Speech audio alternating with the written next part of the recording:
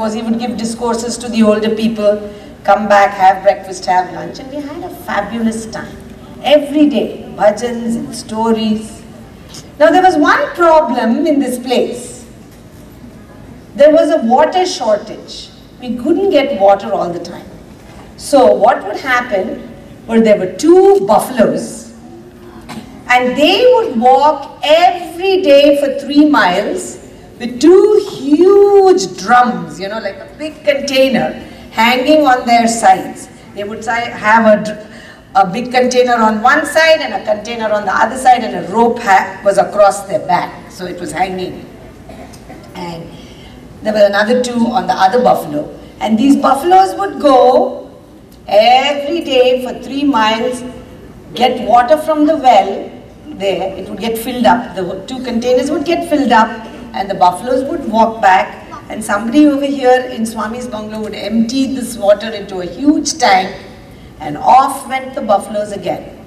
So throughout the day, they went back and forth and back and forth, many times filling the tanks with water, so that all of us, the guests, could use that water to wash the clothes, wash the dishes.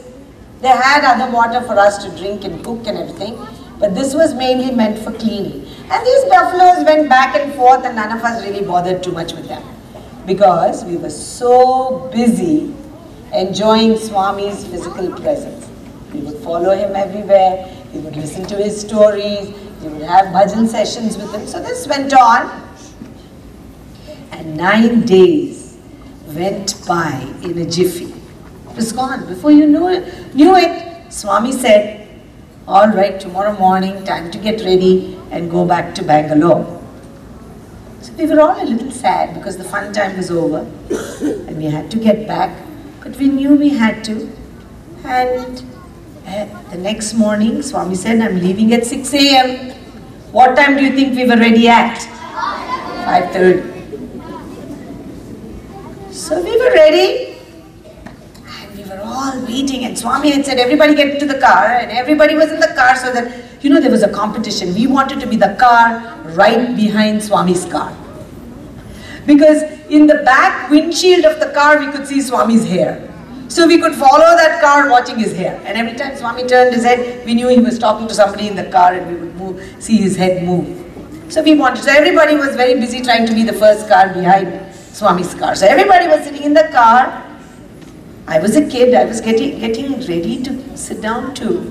When Swami, who was suddenly getting into the car, stopped, turned, and started to walk to the back of the building. Nobody wanted to get out because they were scared that they would get into trouble with Swami, and in case Swami comes back, he'll leave. But I got out because I was really curious to know why Swami is going to the back of the building. And there was one more person who got out of his car, and that was Professor Kasturi. Professor Kasturi was the person who wrote Swami's biography called Satyam Shivam Sundaram. The teachers may have told you. He was an older man, he was about maybe in his 70s or so.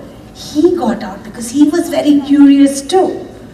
So Kasturi came from one side of the building, I came from the other side of the building. I was a kid and Swami was there in the front, and we both met at the back of the building. And Swami was a little further away from us. And we forgot that Swami knows everything. So both Professor Kasturi and I kind of stood behind a bush thinking that Swami won't know we are there. And we want to see what Swami is up to. And Swami went, and what did we see? Swami was talking to these 2 buffaloes. Remember those buffaloes that was bringing us water for 10 days? So he came to the buffalo, and the buffaloes were tied to the back in the barnyard. And he went up to those buffaloes. And Swami can speak any language. I've seen him speak in so many different languages. And Swami was speaking to them in the language that the buffaloes could understand. He was talking in Telugu, but the buffaloes seemed to understand every word he said. And he went up to those buffaloes and patted their cheeks and said, thank you, thank you, thank you. You have been so nice. You have gone back and forth bringing water for me and my devotees for the past 10 days. So many trips you have made bringing that heavy vessel of water on your backs. I'm so proud of you and I'm so happy. I want to thank you for your seva, for your service. And as Swami was talking to these buffaloes, both Professor Kasturi and I could see the tears were rolling down the eyes of the buffaloes. They were so sad that Swami was leaving, and Swami patted their cheeks, materialized some vibhuti, put it on their foreheads and said, "Don't cry, Bangaru, don't cry, don't cry. I'll be back soon to see you. I just wanted to thank you." And after having said thank you, without even turning around, he said, "Hey, you two, behind that bush, come here." So we got caught. He knew where we were even without turning his head. And he said, "What are you both doing here? I told you to sit in the car and here you are behind a bush." Professor Kasturi was a very funny person. He would talk very nicely. He said, "Swami, if we obeyed you, how could we see your beautiful love for these animals? So we disobeyed you and came here." Swami said, "Don't do it again, I'll leave you behind." Then we went back in the car and came back. And after that, for many, many years, I used to think about Swami's love for these two buffaloes and his gratitude for these two animals that served him with so much love. He is the mother for all of us. That's why I said the prayer, "Tvameva mata cha pita tvameva." You are my mother, you are my father. He was a mother to these beautiful animals that helped him. He was looking after them and thanking them. But imagine the love of those buffaloes for this mother. They were shedding tears because he was going away. And he said, don't worry, I will always come back to you." So whenever we serve Swami, and many times we cannot see him, whenever we serve our mothers whom we can see, there is Swami always behind your mothers and your fathers saying, don't worry, I'm always with you." Swami says there is nothing more beautiful than the mother's love, because the mother and the father only want the well-being of their children. No parent in this world will say, "Oh, let my child become really bad." Do you know any parent who would say that? No, because they love you and they want you to be. So Swami once quoted a beautiful Telugu poem to me. I don't have too much time. I know I have to finish in a couple minutes. But I thought I will share this poem. When I was expecting my children, I have twin sons. So when I was expecting, you know how we have a baby shower for the mother? Suddenly one day when we were in Vrindavan, Swami asked me, "When is your delivery date? When are you due to have your babies?" And I said, "Swami, in August." He said, "Oh."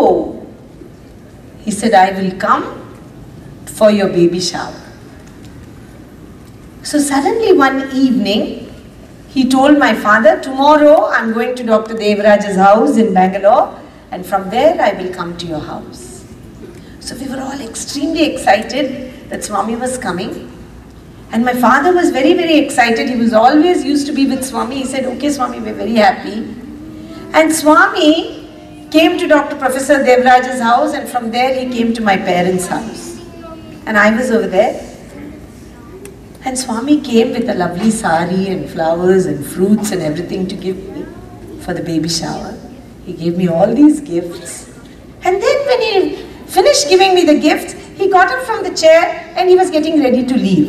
Now whenever Swami came to our house, he always stayed for dinner. And we had all assumed that he would stay for dinner. So we all said, "Swami, why are you leaving? Why are you leaving? You know, dinner is ready. It is only 6 o'clock in the evening." And you know, Swami said, "Well, when I told Padmanabh," that's my father, that I'm coming to your house after tea from Devraj's house. Padmanabh never asked me to stay for dinner. He never asked me to stay for dinner. He said, okay. I told him twice. So I don't go to anybody's house unless they invite me. You can imagine the looks my father got from everybody. Poor man. All giving him credit. So he said, no, Swami, please. It was a mistake. My father said it was a mistake. He said, no. And Swami was determined to leave. And I began to cry because here the Lord had come to bless me. He had brought saris and fruits and gifts for me. But he was leaving without happy children. Why are you crying like this? I said, Swami, you're leaving without eating. He said, don't cry, don't cry. I didn't come to make you cry. I came here to make you smile. I'm your mother. I'm your divine mother for so many lifetimes. And at that time, he told me this beautiful Telugu 4-line poem. I'll read it to you in Telugu and I will translate it. So in case there is anybody here who knows Telugu, they will enjoy it too. Sanna jaji kanna sampangi lata kanna, junnu gadda kanna venna kanna, namili kannu kanna, nindu vennala kanna, kanna talli prema sunnitambu. What that means is Sanna jaji kanna sampangi lata kanna, more fragrant than the jasmine and the champak flowers, more tender than the champak creeper, softer than the creamy butter, more beautiful than the eye of the peacock feather, more soothing than the full moon in the blue sky is the love of a mother. More soothing than the full moon in the blue sky is the love of a mother. He said, I am the mother of all of you. I would never think of hurting you. Remember this always, he said. And he blessed and he stayed for dinner and then left. So I want you all to remember, Swami's love is the same whether you are a buffalo that cannot speak or a child that may be a little naughty sometimes, a young mother, an older lady, a brother or a sister, a father or a grandfather. He loves us all, but we have to remember to invite him into our hearts. I hope you all have a wonderful rest of the Easwaramma day. I wish all the mothers, grandmothers, to-be mothers, gurus who are mothers to these children, all of you, a wonderful day. Fathers, without your support, the mothers cannot do much. So, wish you all the very best. I've had a wonderful time with all of you. Thank you for having me here. Jai Sathya. We would like to give a heartfelt thank you to Auntie Geeta Mohanram for sharing her experiences with us. It's truly an honor to have you here today.